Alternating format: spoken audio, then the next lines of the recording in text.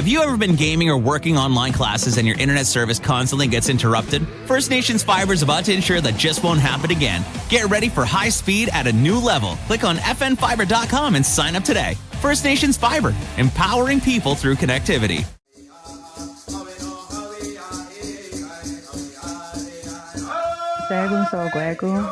Welcome to Kwakaratonni. We share our stories from Kahnawake Tourism's podcast.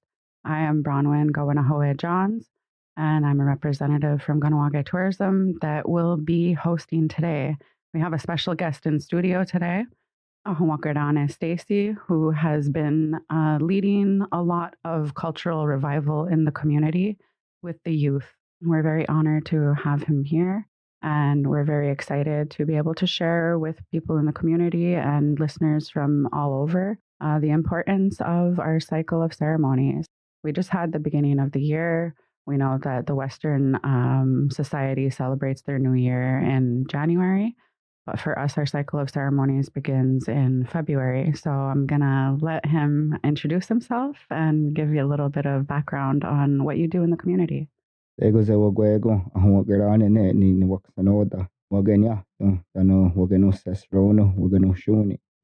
hello everybody. My name is Ahonwakerane. I'm of the Turtle Clan of the Kahnawake Nation, part of the Haudenosaunee Confederacy. And I've been involved in ceremonies since I was young. I was brought to ceremonies as a baby and brought up in Kahnawake, which is the longhouse, through the ceremonial and political system as well, getting to know and learn all areas and aspects of our culture and our language.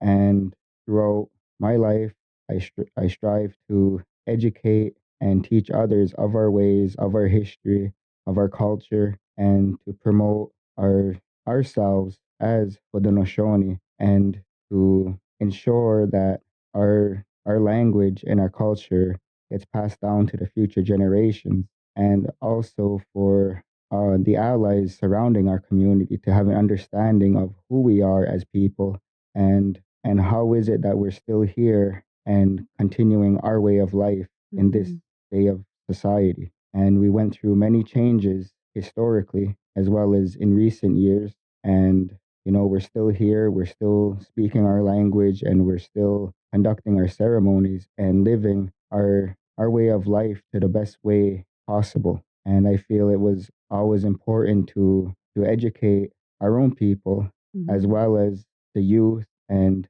to have an understanding and have a sense of identity, and to know who they are, and to understand that, our way of life never changed for us.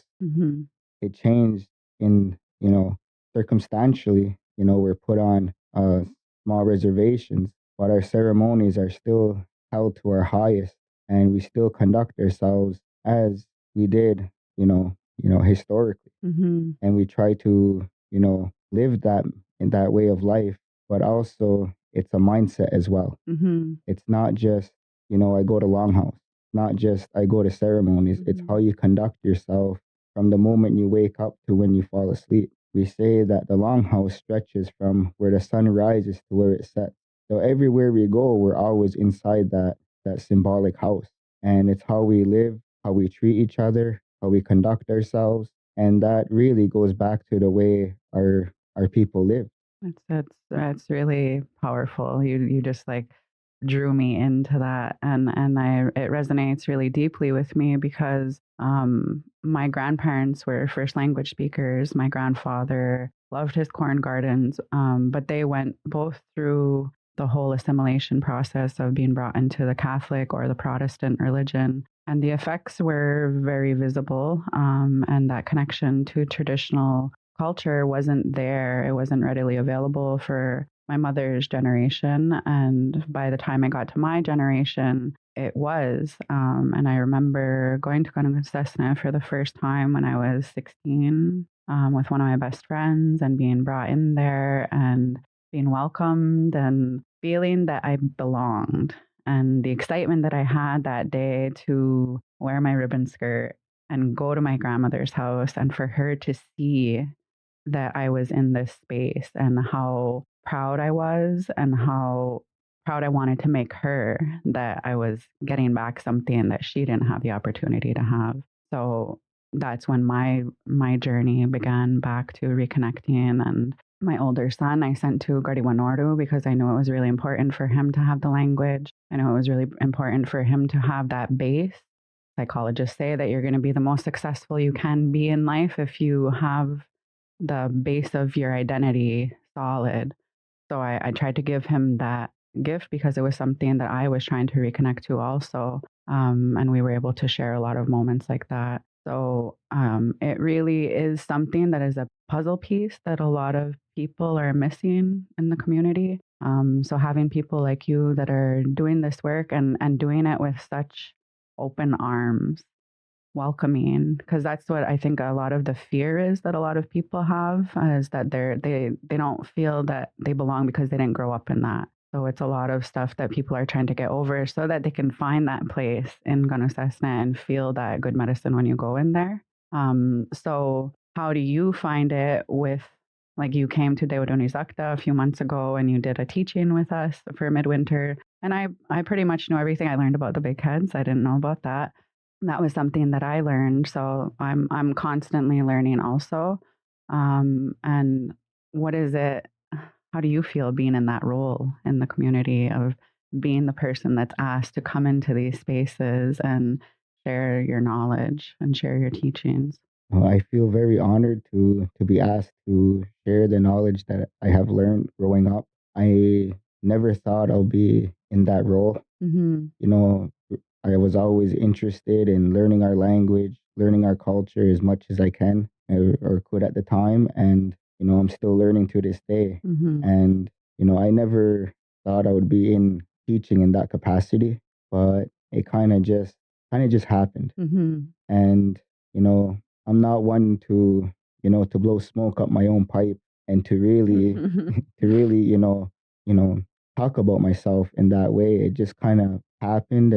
And I have to say, I'm very fortunate for, my upbringing and the different teachers that surrounded me as when I was younger and up till now. Mm-hmm. So I can't really say that it's, my teachings, it's our teachings. Mm-hmm. And I'm very fortunate to be surrounded by, language, first language speakers, as well as people who are immersed in the culture, who are of leadership positions Mm-hmm. and, condoled grandmothers, chiefs, and different knowledge holders. So I had the opportunity to visit with them and to spend, countless hours in their house Mm-hmm. and developing those healthy relationships and connections to the different nations as well as people in our own communities Mm-hmm.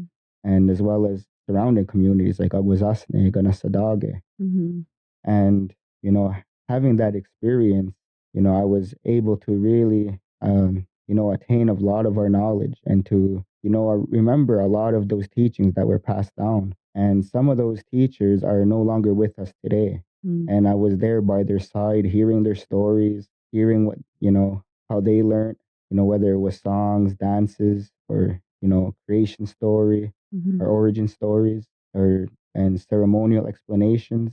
They had, their own upbringing, their own way of understanding of how our ceremonies came about and why we have the things that we have today, like, that are still living with us. Creation story. We have great law every year, Mm-hmm. Gardi Wheel every 2 years in Aguasasne. And so, getting to hear all those in-depth stories and having that opportunity to sit there and to be with them. And now it's I look at it as, a responsibility to ensure that, our culture never dies. Mm-hmm. It's always continuously moving forward. Mm-hmm. And it's kind of sad to say that some of their stories, live on through me because I was there at that time. Mm-hmm. And I don't know who else had the opportunity to listen with them and to sit down with them. And now that they're no longer here, I find it, an honor to be able to share what I have learned from them. Mm-hmm. And so that's something that I always worked forward to and strive for people to have an interest in our culture, Mm-hmm. an interest in, going to Ganosesne, going to ceremonies and developing those healthy connections and relationships. Mm-hmm. And, for my family, my grandmother was a devout Catholic. Mm-hmm. My whole family grew up Catholic, and nobody was really gano sesrono. Mm-hmm. And my father, at a young age, stopped going to church. And through his years at KSS, working at Kahnawake Survival School, he started to hear the different stories and different teachings that were being held at that time. And one of them was Tom Porter Mm-hmm. and many others coming to, KSS and teaching, the teachers as well as the students. Mm-hmm. And that was before, I came around. Mm-hmm. And when he decided that it was time, he was ready to have kids, he wanted to know our way of life Mm-hmm. and not go through, Catholicism and the church. And that's how I grew up, Mm-hmm. strictly Gano Sesrono. Nice.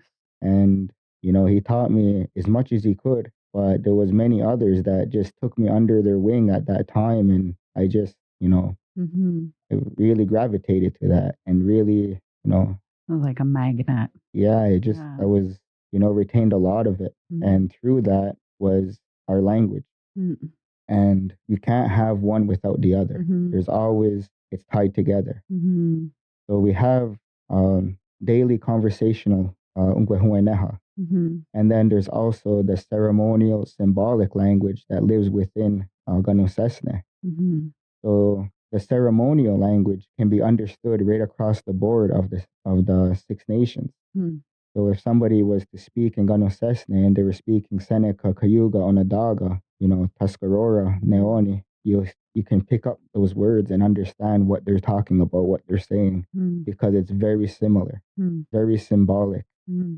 And having that understanding of symbolism, it's almost like a higher level way of thinking, Mm-hmm. understanding life, understanding our connections to the natural world. Mm-hmm. And our words really paint a picture of what we're trying to say. Mm-hmm. And it's very different from daily conversational ganyageha. It's still symbolic, conversational in everyday life. The different jokes that can be heard with the elders and different ways of describing things. Mm-hmm. And our language is very descriptive. So it also goes back to our mindset. When we speak our language, it's a different way of thinking. Mm-hmm. Yeah. And a different way of understanding and perceiving, Mm-hmm. life. Mm-hmm. And our language is also medicine. Mm-hmm. It's a lot of power behind it. So it's a lot of responsibility that is carried with the language speakers and with the people that are doing all the work in the community to really make sure that that is the primary focus. I have in my goals to attend Radiwananirats in the near future because I know that that's something that no matter how many language classes I've taken that are nights or this, I need to be immersed in it. I need to have that. I had Wayagirdu was my teacher, my second teacher. I think his brother was my first teacher, and he was my second teacher. And it's a tough language.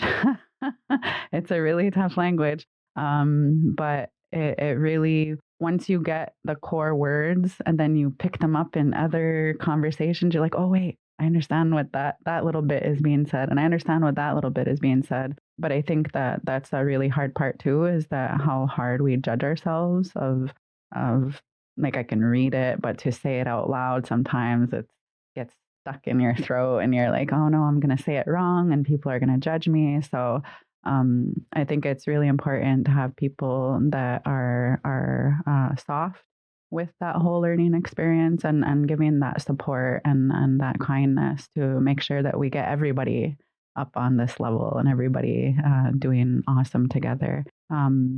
So you were working in the schools also, right? For a little while. Yes, I worked in Garianuha Yeah. in the nursery kindergarten program. From there, I went to Kahnawake Survival School. Nice. And after leaving survival school, I went to the environment office Okay. and worked 2 years at Kipo. Nice.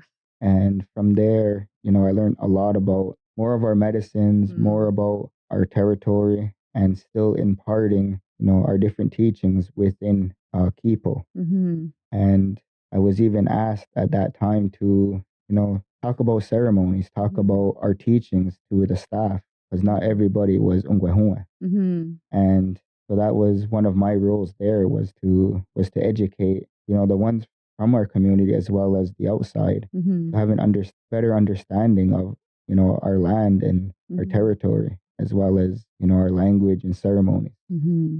And it's really important also because right now we're in this moment where a lot of non-Ngwehu are coming to First Nations and asking us for the answers Mhm. to their problems, with climate change, with farming, with different stuff like that.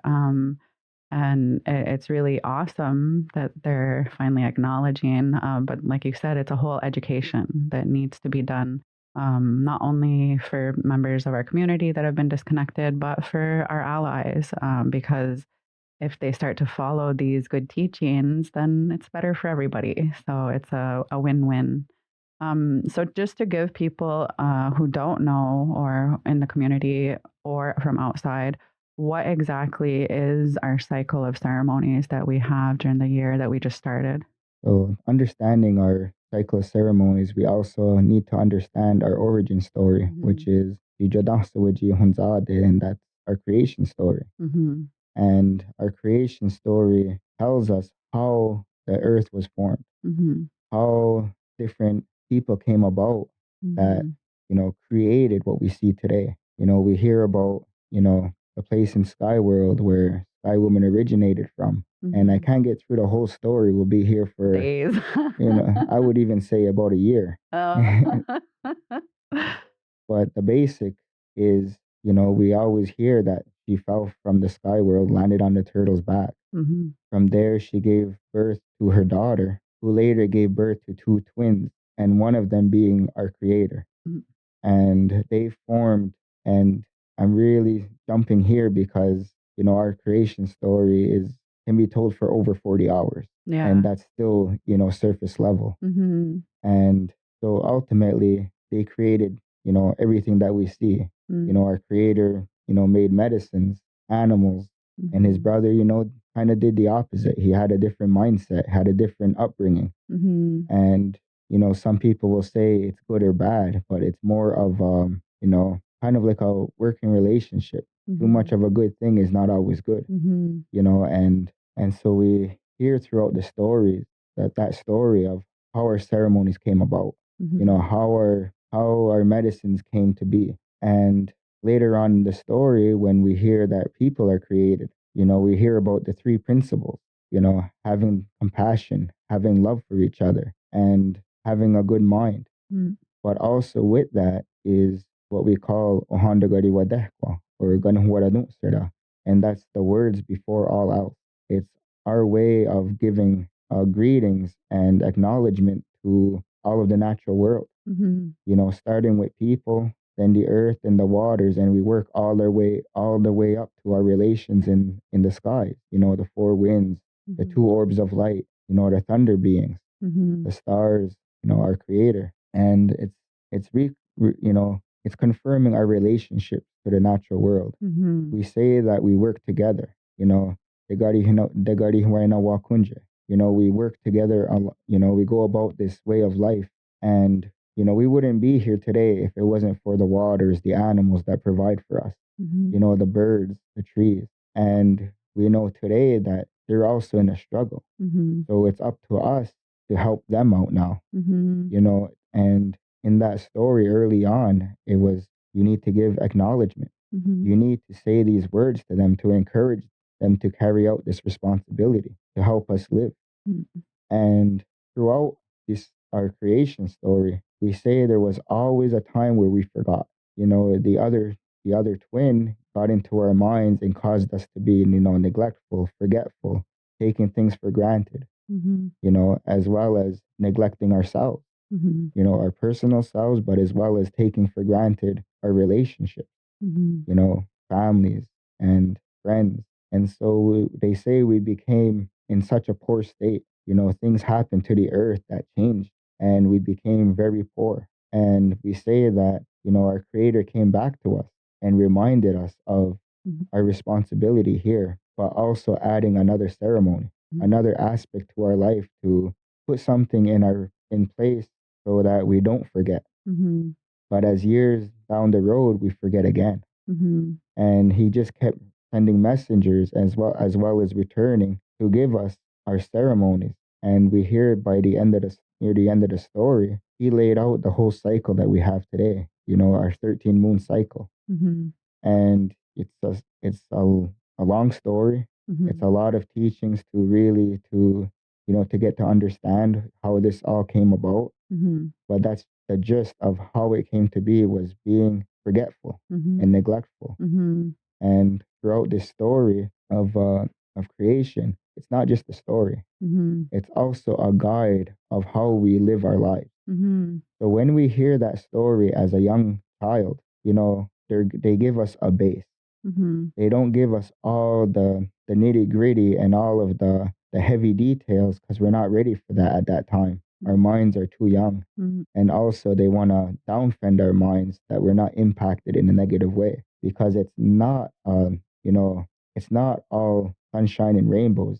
It's a pretty gruesome and can be a gory story when you really get into it. So we downfend the young ones and say this is how it started.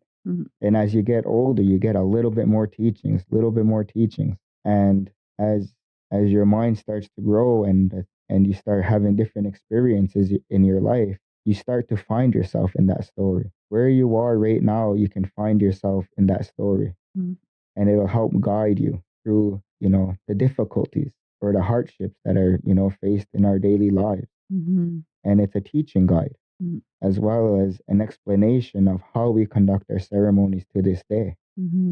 So our stories are not just stories; they're teachings. They're guides for to like a blueprint. Yeah, it goes to allowing us to have a good mind, a good way of living, receiving life in its truest form, and having that understanding allows us to broaden our minds, open up our hearts to new experiences, new relationships. Yeah. So our stories are our teachers in a way. And I use the creation story to help people who are struggling through grief, struggling through loss. I use the creation story to help someone who needs better understanding of a certain ceremony, where it came from, the origin of it. And it's like a tree. You have your base, which is, the trunk, but it also has its roots. And those roots, I look at it as the beginning of everything, which came from Skyworld. Now you start forming that tree, and it just branches off, and it branches off in many directions. And you can find one ceremony going back to that branch, to that trunk, to that root. So I kind of look at it in that sense, that it's just so broad, and to have an understanding of it all, it's pretty rare. Even for myself, I will say I'll never know everything, and it's almost impossible. That's one thing that being surrounded by people like you and Dewizade at KOR, you guys are fountains of knowledge. Ahonwakerane was like, I wish I could connect to him and download the knowledge. It's really awesome to hear from all these people that they're always learning. There's always this continual growth. There's always this continual absorption of knowledge and of teachings, that you're never going to be this know-it-all and have this stature that people know everything. And it's very humbling and refreshing to hear people say that. And I feel fortunate to have these opportunities to be able to work with people like you, to be able to absorb, and bring that back to my family, and be able to have these conversations with my son. Because when he comes back from school sometimes and he's had traditional teachings that day, the conversations can go the whole night. And it's really makes my heart feel good that he's not only getting that teaching, but he's thinking about it on his own, and he's thinking about it while we're driving somewhere, and then brings up a random topic and asks me questions and teaches me stuff. So Nyawagoa for all your work that you do, and that people like you do in the community, and from Agwazasne, the teachers that come down and teach at the schools also. It's just so awesome. So we're just gonna continue on with the conversation of the cycle of ceremonies. I just felt like I had to throw that in there because Yeah, it's really appreciated. Ahonwakerane. Yeah. And yeah, so now our ceremonies, our year starts off at midwinter, Mm-hmm. and it just happened just this past January. And our midwinter ceremony is such an elaborate ceremony, and it's our biggest throughout, for the whole year. Mm-hmm. The biggest ceremony we have. Some longhouses go 5 days, some go seven, some go nine, Yeah. and you hear 13, Oh 14. yeah. And I heard some longhouses go up to almost 21 days. Oh yeah. Mm-hmm. So there's a lot of teachings in there, a lot of symbolisms. There's a lot of every night there's something that's Mm-hmm. being done, and I haven't seen yet to go to Onondaga and see how they do their midwinters. Mm. And they incorporate many different ceremonies that we don't have here. Mm-hmm. And unfortunately, I can't really talk about that Yeah. too much, being that this is an Mm-hmm. open podcast. Mm-hmm.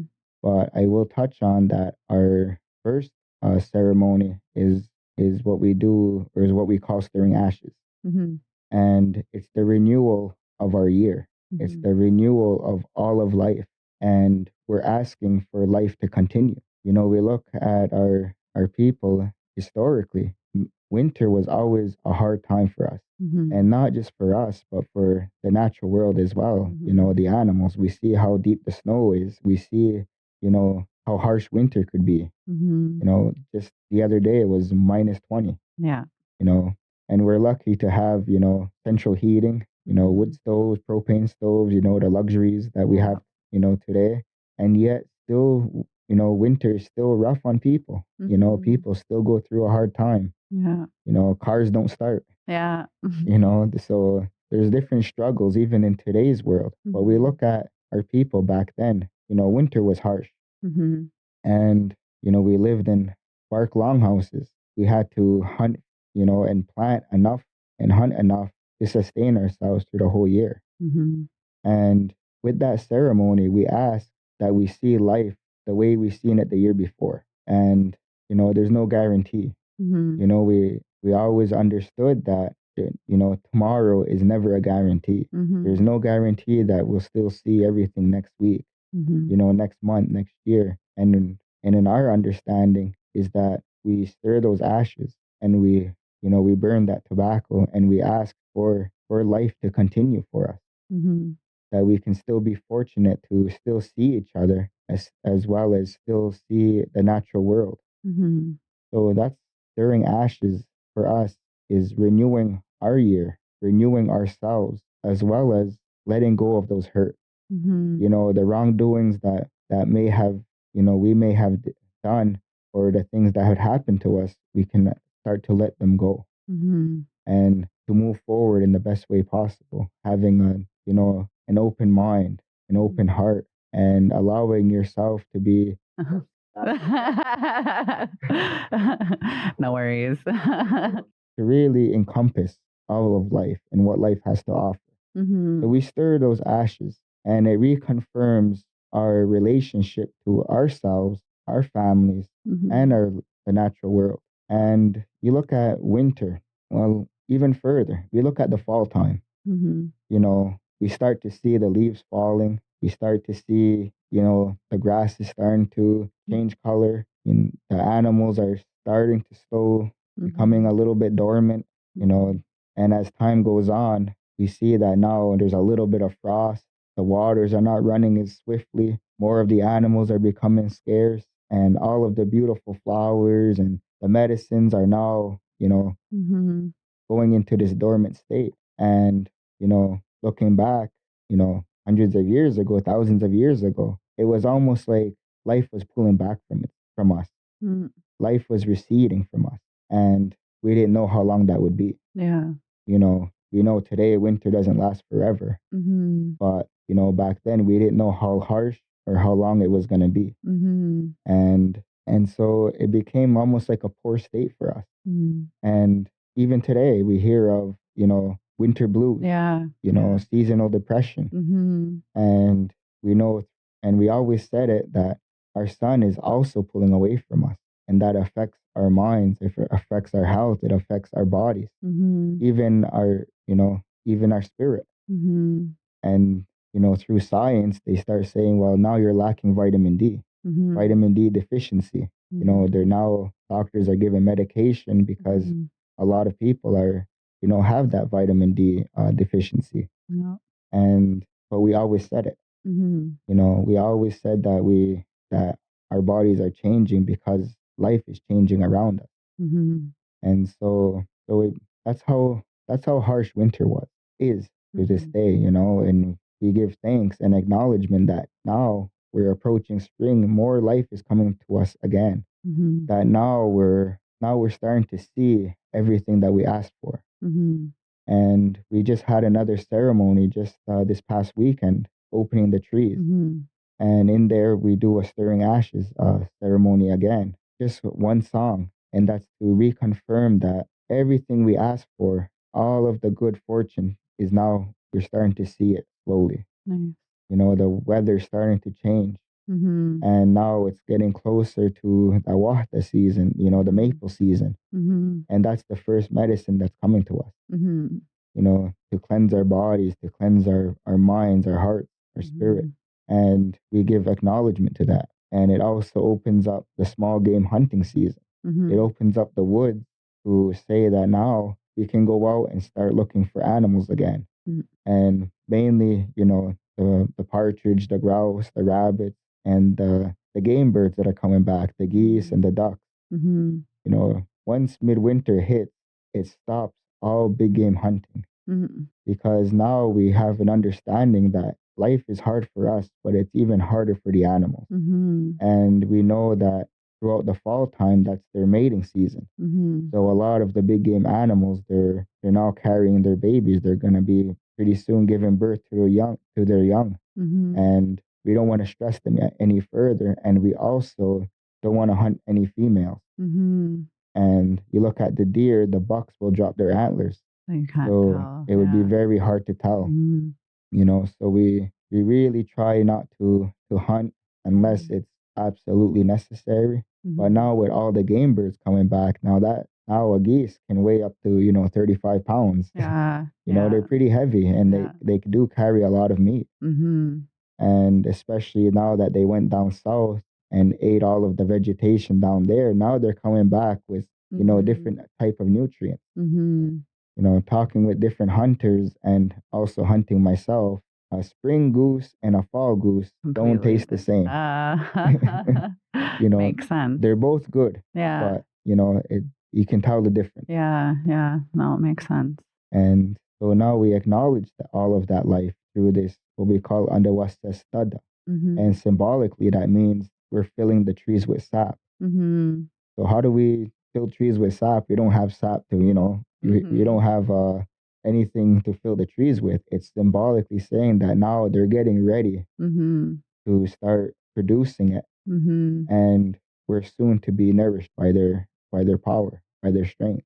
It's so awesome. So everything we have is reconfirming our relationships, acknowledging the things that are coming back to us. We have, after opening the trees, we're gonna soon have wata, which is now we have all the maple water. We have already made syrup. So now we're giving thanks to what we see, what is now tangible. Now that now we have it and we can start using it.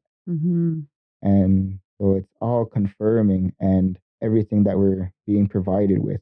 It's amazing. It's this real balance that is reaffirmed that nobody should be overtaking. Nobody should be taking more and not being considerate of anybody else, regardless if they're humans or not. And then that's why it's so important to have that education shared also with people that aren't from our community, to have everybody in this mindful way of thinking, of having this balance, because when you have things out of balance, what happens? Things topple. So, you have to have that constantly in the back of your mind of being aware that we're not the most important thing always, that we have to have this reciprocal relationship with everything around us. So it's really awesome that we're able to share that with people and hopefully get people on the same track.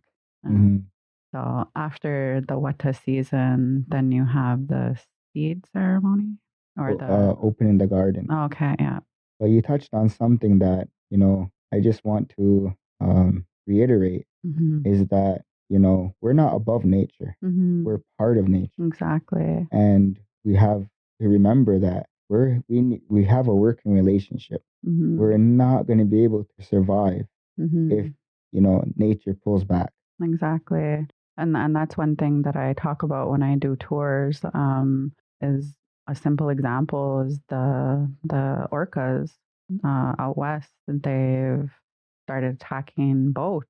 And I said, if that's not a clear sign for humans to take a step back and to say, what are we doing? If these animals are trying to desperately communicate with us to make people stop doing what they're doing, what are you not understanding? Like that's and many people are not aware of it. They have no idea. And I'm constantly corresponding with Greenpeace and different organizations, filling out as many petitions as I can to raise awareness and spread information. And you hear a lot of times people will say like, well, what can I do? I'm just one person. Like, what is it really going to matter if I do something?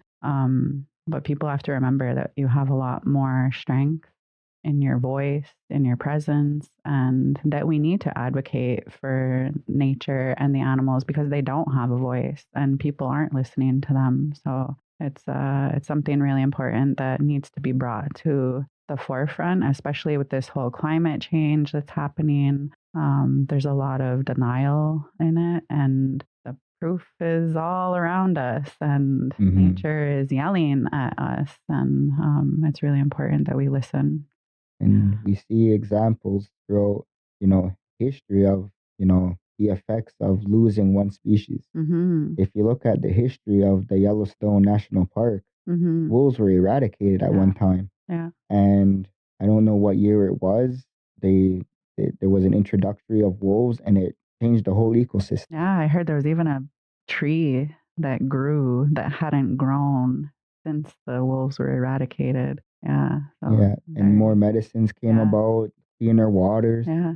So having those wolves as, they're predatory animals, Mm-hmm. so they were able to, keep the numbers of into check of, the different animals that were impacting the environment at that time. Mm-hmm. So over time, it became a working relationship once Mm-hmm. again between the animals. And now you look at their ecosystem, the waters are, Mm-hmm. everything's flourishing. The Yeah. animals, the trees, the different plants. Yeah. And it was all because of those wolves Mm-hmm. re-inhabiting those areas. Yeah. Having that balance. So Yeah. when we lose a species, it takes so much away from our environment. And, Mm-hmm. and we're in the last 100 years, how many animals went extinct? Mm-hmm. Right. And what benefits did they have to the natural world? Mm-hmm. Well, You know? even when I visited out west for one of the conferences last year, we went to visit the buffalo, and they're being reintroduced in different pockets, and that's what the farming community realized, that for thousands of years these buffalo had been doing their thing, and their hoofs acted as a way to help the land be fertile, and their bodies decomposing, the bones decomposing on the plains, gave bone meal back into the nutrients back into the ground. So across Canada, they're in this farming crisis, and that's one of the big things that they're realizing, that the land has lost that access to nutrients because those animals were taken away. So that balance is very, very important, and the whole mentality of humans are at the top of the animal kingdom needs to be put to rest, because it's not reality. And all the effects that we're seeing has always been a result of humans. Mm-hmm. You talk about the buffalo. What happened in the West is that railroad went Mm-hmm. through, and the buffalo were scared to even cross it. Mm-hmm. So they were being hunted down by the thousands, Mm-hmm. and they would stay in one spot because of the vibrations that they felt when the trains were Mm-hmm. passing through, their hoofs getting caught in the railroads. Mm-hmm. They didn't have a chance to escape. So that's how Mm-hmm. they've been, overly hunted. We see Mm-hmm. pictures of mounds Mounds. of, Yeah. buffalo skulls. Yeah. And so everything that we see or that's happening today is the result of a human, Mm-hmm. and not having that understanding of, we're a part of nature. We're not above it. Exactly. And, our stories and our ceremonies talk about this. Mm-hmm. Yeah. It shows an appreciation and our love for our extended family, Mm-hmm. which is the animals. Mm-hmm.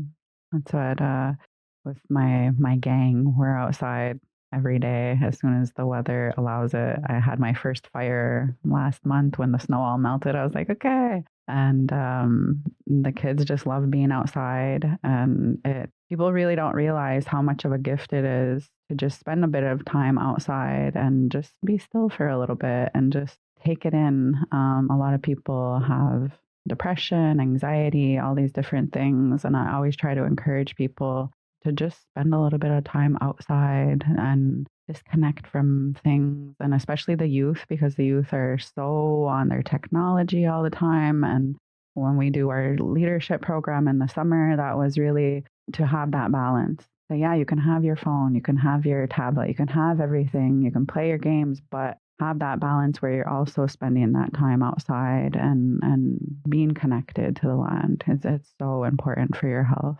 And it's all moderation. Exactly. Yeah. That's key.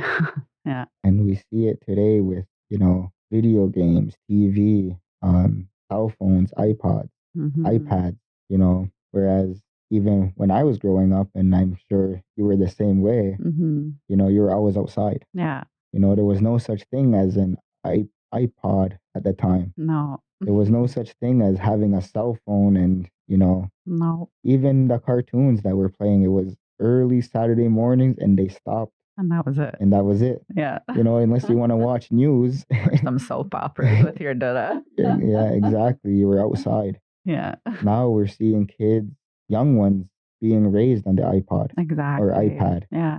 And, and the parenting styles, and this is no insult to anyone, but we see young ones, they're getting upset, or they're getting, acting out a little bit. They're given the iPad Yeah. right away. Mm-hmm. And as soon as, they get home from school, I want to be on the iPad. I know. And it takes away from the experience of being outside, Mm-hmm. but it also affects them, mentally and physically, I know. you Yeah. know. And working in the nursery and kindergarten program, I was noticing young kids not knowing how to play with each other, Yeah. how to interact with each Yeah. other. You can tell right away they were always on those devices. Mhm. It's a babysitter for Mhm. them, and it's an easier option for a lot of parents than having to actually interact with their child. And it's something that I with my son and my granddaughter, they are limited. They're not allowed just all of the time. It's like at a nighttime, if you have some friends over, you guys can share a little bit, but it's not an everyday thing. And it's something that I'm really happy that if they're given the option to be outside, to go to a park, to go play, they take that option. They're like, we'll take that over that any day. So I'm very grateful for that, because it makes my job a lot easier that I have them seeing the benefits of spending time together, of being outside, of going and exploring the forest area next to our house, and helping me take out invasive species of plants in our yard. Oh, nice. And yeah, when you mentioned Kipo, I was like, yeah, I follow them because I find out all the invasive species that there are in the community, and I try to do my part to make sure that we handle them, and the neighborhood kids are all joining, and it's nice. We even set up our tent in the summer, and they just sleep in the tent in the yard whenever they feel like it. Oh, wow. Yeah. That's amazing. Yeah, it's nice. But it's really getting those teachings at school, getting those teachings from Ganusasna, sitting at Ganusasna, being patient. I find that that's like a big gift that is given to them to realize that not everything is instantaneous, that you have to be patient, that you have to learn that certain things have a certain time and place. Mhm. And that's something that I think that really instills in a lot of kids. And even in adults, we look for that instant gratification, Mhm. that instant, fix. Mhm. And we don't get that. Mhm. Even our people always understood that nothing's going to happen overnight. It's Mhm. going to be a process. It's going to take time. You look at our medicines, Mhm. a lot of people will, fall into an illness, get a head cold or what have you. And they say, I want medicine, go get, this and that.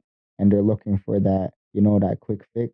Mhm. When our people understood, we drink certain teas, we drink Mhm. and we take certain medicines as a preventative to getting sick. Yeah, You don't get sick and start taking it. I mean, some exactly. stuff, you can, Mhm. but generally it's a preventative. Yeah.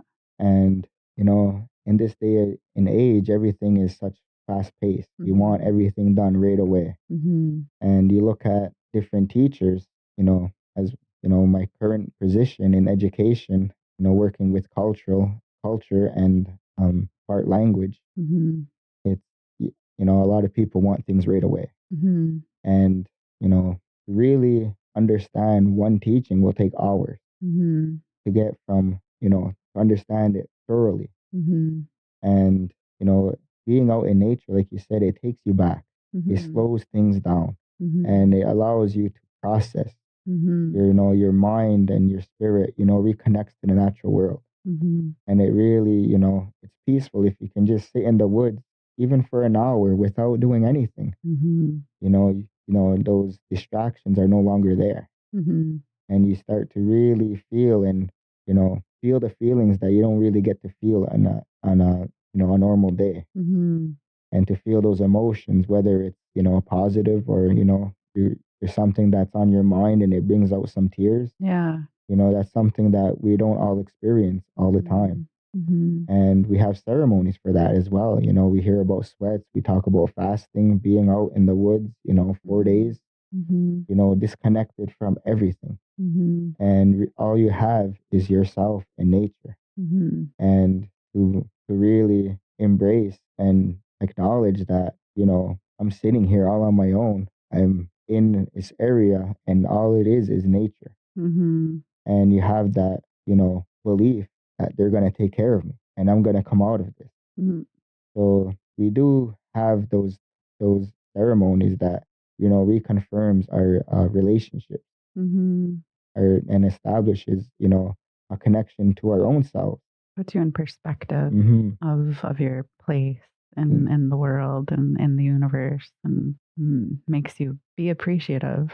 I really truly believe that, because a lot of times people will wake up in the morning and they're grumpy and they're like, "Don't talk to me before I got my coffee," Hmm. and in reality, with our Ahonwakerane Wadekwa, it's supposed to be wake up and be grateful and give thanks to being able to open your eyes for another day. And I think that mindfulness really lets you have a good day Yeah. when you start off that way and put yourself in a better positive mindset, instead of thinking, oh, I'm up early and I got to go to work and this and this and that. So Mhm. small teachings make big impact.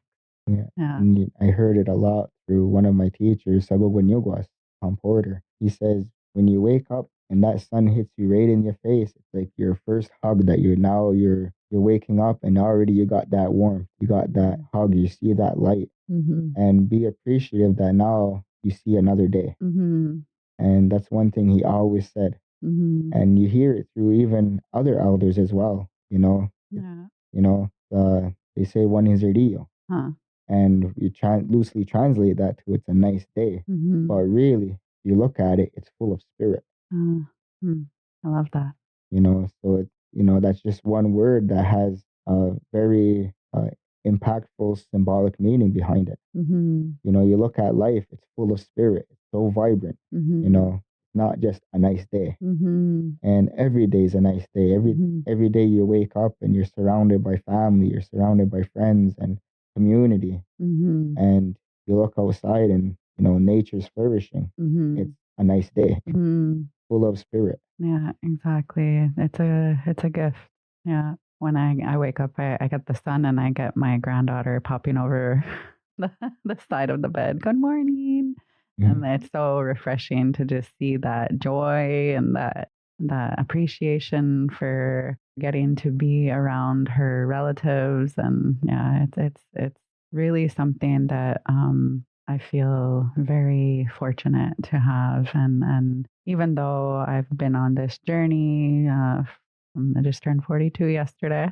Oh, happy birthday. Yeah, and it's been a lot of different paths that I've been down. But I always am grateful for that connection that I got back to traditional ways, because I don't think that I would be where I am today if it wasn't for the grounding that I got through the teachings. And I started the teachings that I got through Daryl Thompson when I was 15, 16. And so I learned the creation story through him and learned about fasting and all that type of stuff. So it was something that I hold very close to my heart always. So I'm very grateful for that. So coming back to our midwinter, we covered the stirring of the ashes. And you were saying that different Ganusasnas go for different amounts of time. My question that I had was, how do we choose the date? Because like I saw our date, and then I saw like Oneida, I think they had theirs like more towards the end of February. So is there some sort of way that everybody chooses together, or how is that done? So we look at nature. Mm-hmm. Midwinter is always the coldest time of the year. So we look at the stars. So we have the constellation of what we call Radine Guadere, seven dancers, or the Pleiades. Mm-hmm. We also look at the new moon that's coming. So we look at the moon and the moon cycle. Mm-hmm. So usually the way I was taught was 5 days after the new moon. Mm-hmm.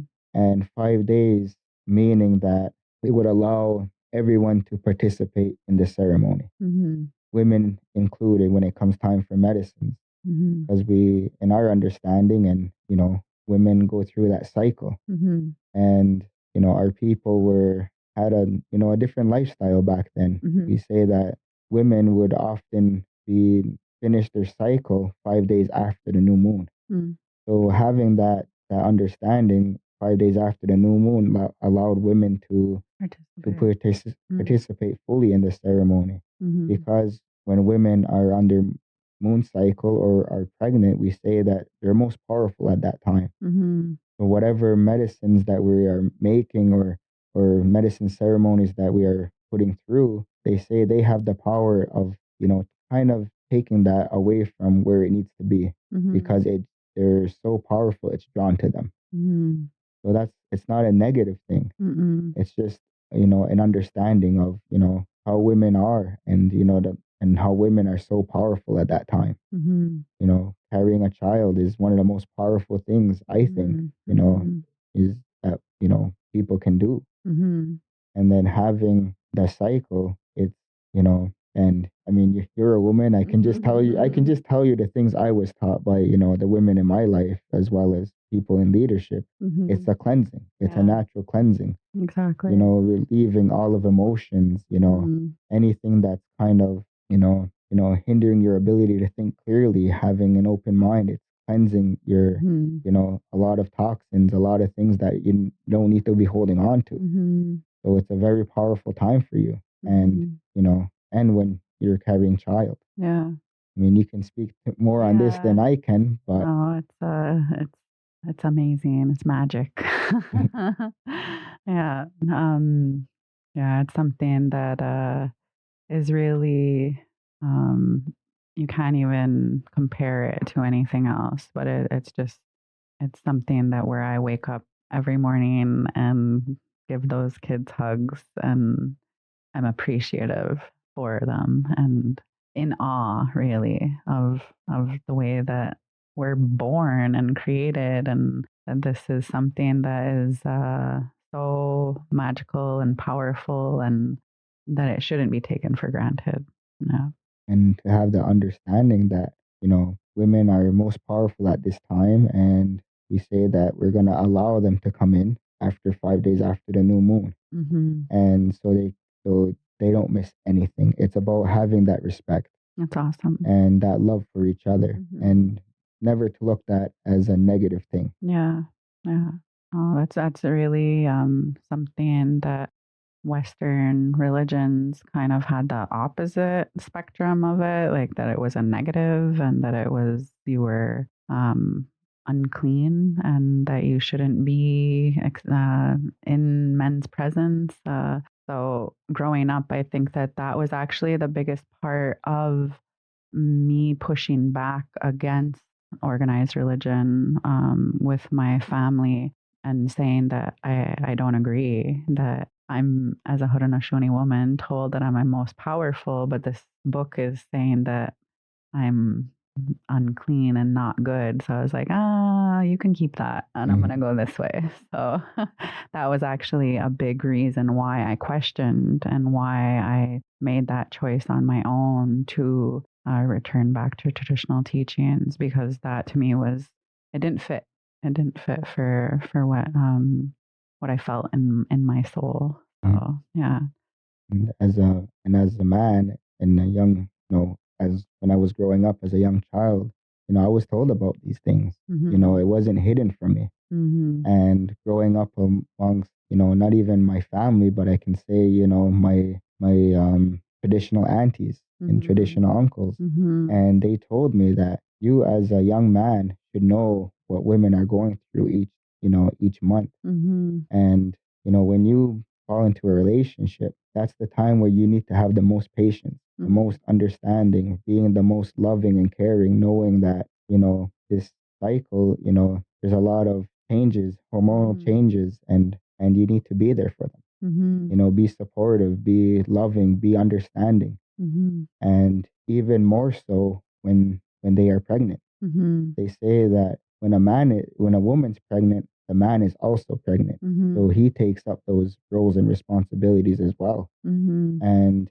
they say that you need to be a pillow for them. Mm-hmm. Really comfort them, really show that you're present and loving. And, pregnancy is not easy. Mm-hmm. And these are the things I was told when I was young, I you love know, that. Mm-hmm. and it goes back to a working relationship. Mm-hmm. The word for marriage is Awag, and it means you're working together. No one's more important. Yeah. Yeah. That's how it should be. An Hmm. equal partnership, supporting each other. Um, it's really it's really nice to hear these small little tidbits, because like I said, like the bigger picture, but then to hear that reaffirmed, that that is how it's supposed to be, that there is supposed to be that compassion, there is supposed to be that understanding and that support, is really awesome. It makes me think of, I went to the eclipse event that they had in Kahnawake.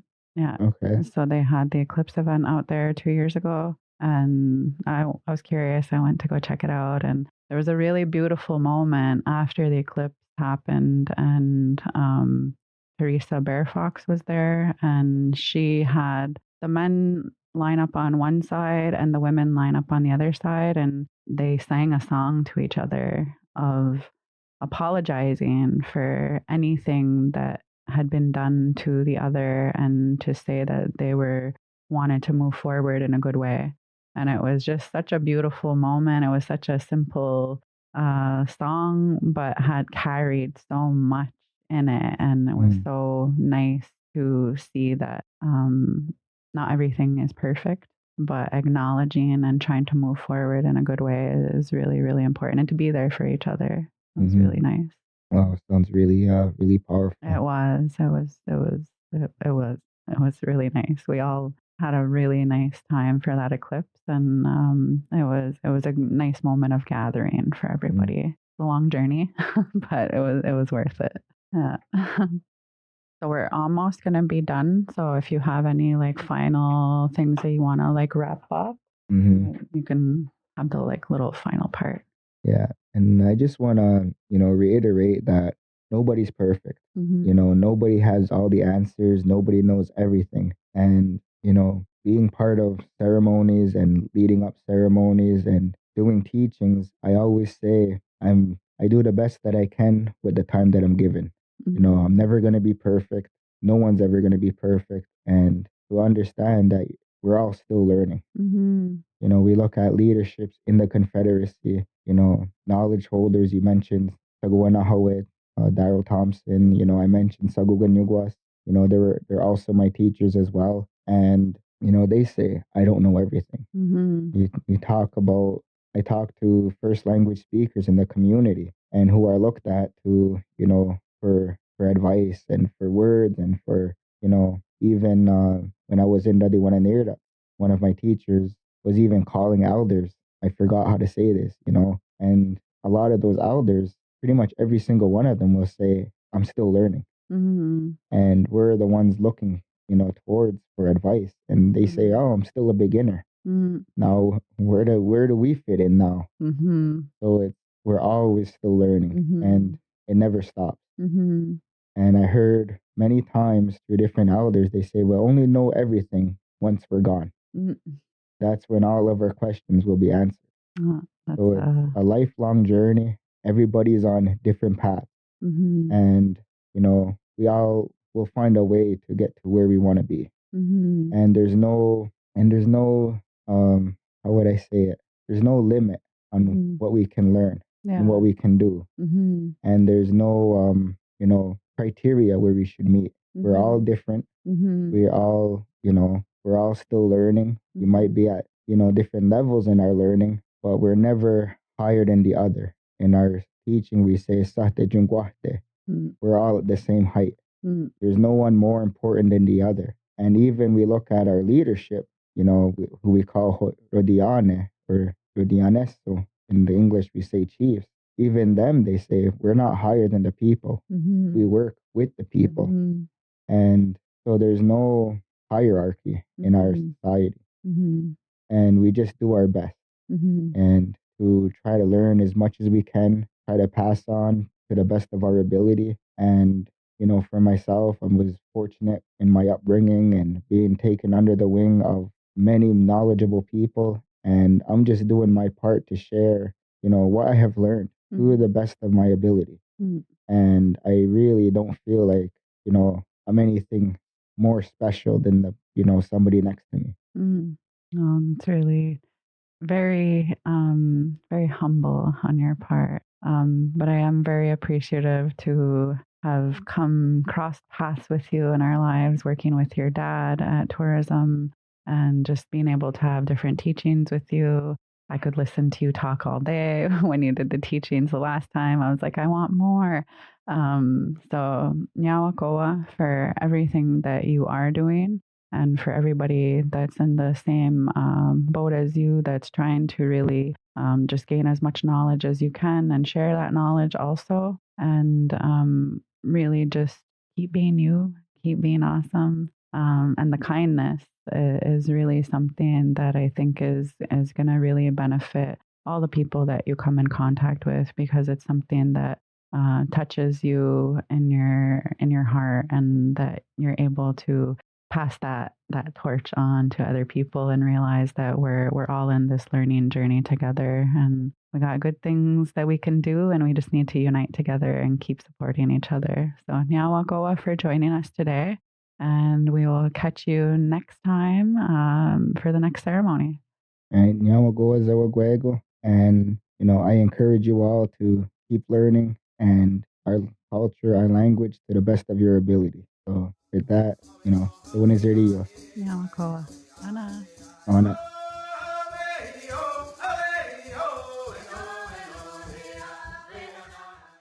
The views and opinions of the guests expressed in this podcast do not reflect those of Rediwase and its employees.